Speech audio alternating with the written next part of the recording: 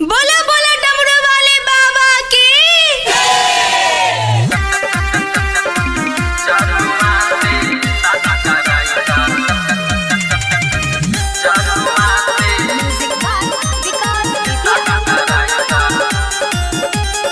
अनोखा digital recording studio Alamnagar Madhepura.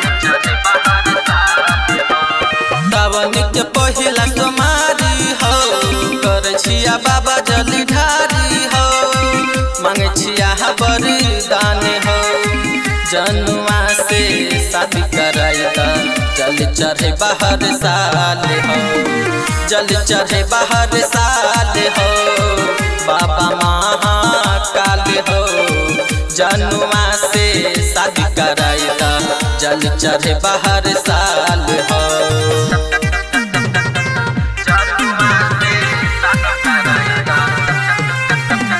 Mix by Sanjeet साजन।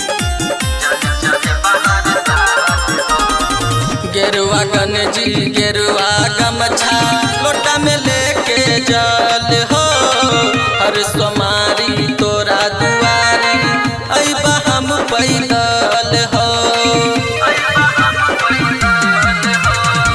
गेरुआ गणजी गेरुआ गमछा लोटा में लेके जल हो हर सोमारी तोरा दुआरी अइबा हम पैदल हो लगा दाना ओकर से जोरी हो टूटे नहीं दी हो प्रेम डोरी हो बाबा फेंका नया पनी जाल हो जनुआ से शादी कराइला जल चढ़े बाहर साल हो जल चढ़े बाहर साल हो बाबा महाकाल हो जनुआ से शादी कराइला जल चढ़े बाहर साल हो।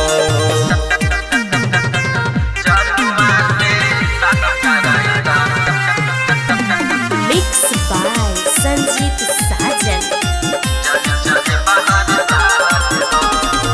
गाड़ी घोड़ा पैसा कौड़ी नहीं चाही मकनिया हो भोला बाबा ओकर बनाइदा हमरा घर के कनिया हो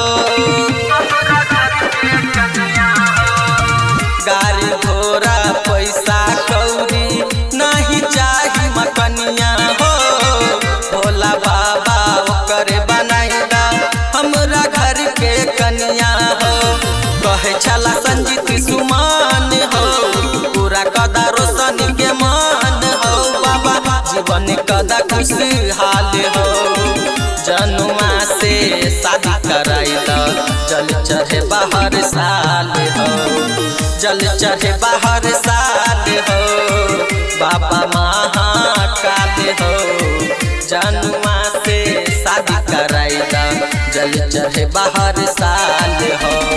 अनोखा digital recording studio Alamnagar Madhepura.